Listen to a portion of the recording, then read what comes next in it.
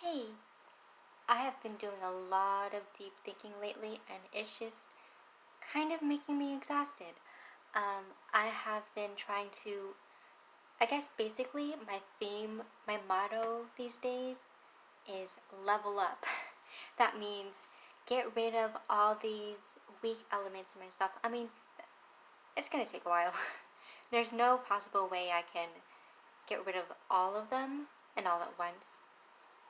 And part of being human is having weakness. Sorry. Cat. Anyways. Oh, it's so dark.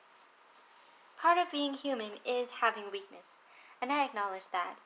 I mean, there's no way that anyone can be perfect.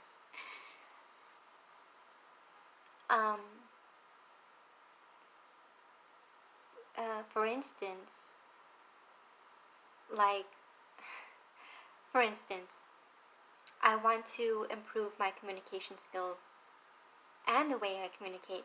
Like, I keep saying hedge words or, filler words, such as the words like, kind of, sorta,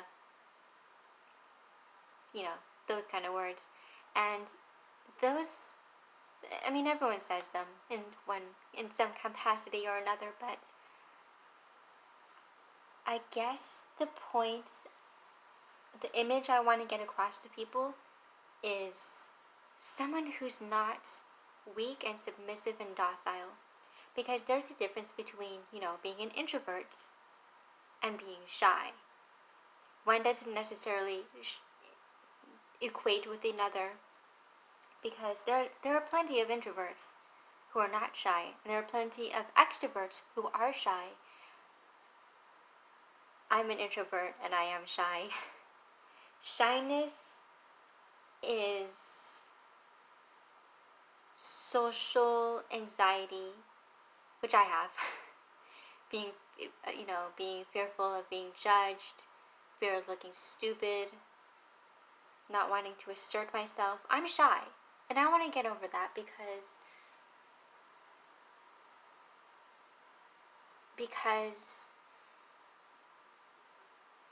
all these weaknesses have just been holding me back my whole entire life. And all my, I guess, teenage years and adult years, I know that I'm not a natural born leader, so I always shy away from leadership roles, and I've always accepted that I'm just, a follower. But this afternoon at work, you know, during I do data entry online. I don't really talk to customers or members or do phone calls. I just do straight up data entry. So I have a lot of time to think and a lot of time to listen to podcasts and different inspirational things on YouTube.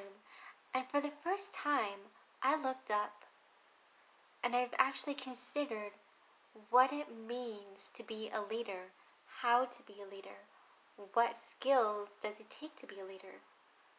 And that's the first time I've ever thought of this pertaining to myself. Now, that's going to take a lot of work. I still have social anxiety. I mean, it's gotten a lot better over the years.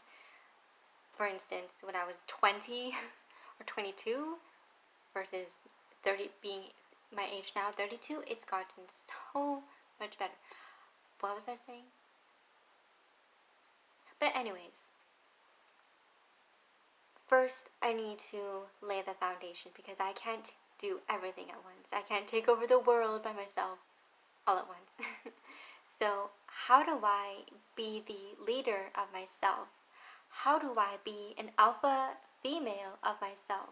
Because I do I do feel that I'm strong in some ways. I've gotten this ferocity over the years because, I hate to keep bringing up my past, but, I've dealt with a lot of toxic people and abusive people and just shitty asshole people. So I've had to level up in some ways to protect myself. I just don't want to talk about that part of my life. It's just so annoying. I don't want to keep defining myself as having been a victim of abuse. Whatever. I just want to move forward, you know. But it's like, it's the first time in my life that I am curious about what it means to be a leader and that these skills can be learned. And to be an alpha female, I've never considered myself to be an alpha female. And here, in my imagination, yes. In my inner world, in my deep imagination, I am extremely powerful. But that doesn't always equate to real life. That doesn't always what is the right word? Transform, transmit into real life. And I think, I do have some role models that I can emulate off of. See, I have a friend at work, and he's an alpha male. Kind of. I mean, he's an introvert, but you can tell he's pretty in control of himself, and he maintains like a controlledness factor of how people interact with him and how he. I'm just thinking, like, when I first met him to now, I've changed a lot. It's amazing how people change people. The good ones change you for the better and make you want to level up, versus the people who don't have a good influence on you and they just tear you down.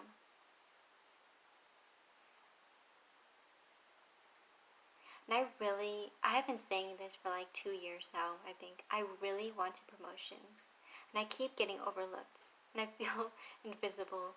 And that's something else I've had to dig myself out of. Because if I tell myself I am invisible, I am overlooked, no one likes me, no one listens to me, no one cherishes me, no one values me, no one pays attention to me, that will make me feel powerless even more. So I need to level up and try to just go after. That's what I'm trying to do. That's what I'm trying to figure out. How to just get out of entry-level jobville, entry-level job playing field that I've been on in my whole life so far, and just have an actual career. I want to achieve my goals. I want to fall in love with a Muslim brother who is, achieving the best version of himself and not holding himself back and not letting others hold him back, and he's control of himself and he doesn't depend on others for happiness. He is complete and whole in himself. I mean, of course, people who have friends and family and significant loved ones and such, they do expect some level of another person,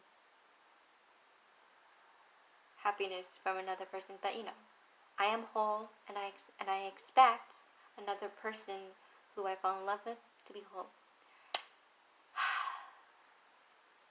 I want to be so much greater than I am, inshallah. And it's taking a lot of willpower and a lot of deep thinking and a lot of social experiments. I'm just trying a lot of different things at work. It's working so far, Alhamdulilah. But at the same time, I'm scared. And I'm still lonely, but it's getting better. I'm in control. Like my friend at work, who I really admire, apparently. He's in control,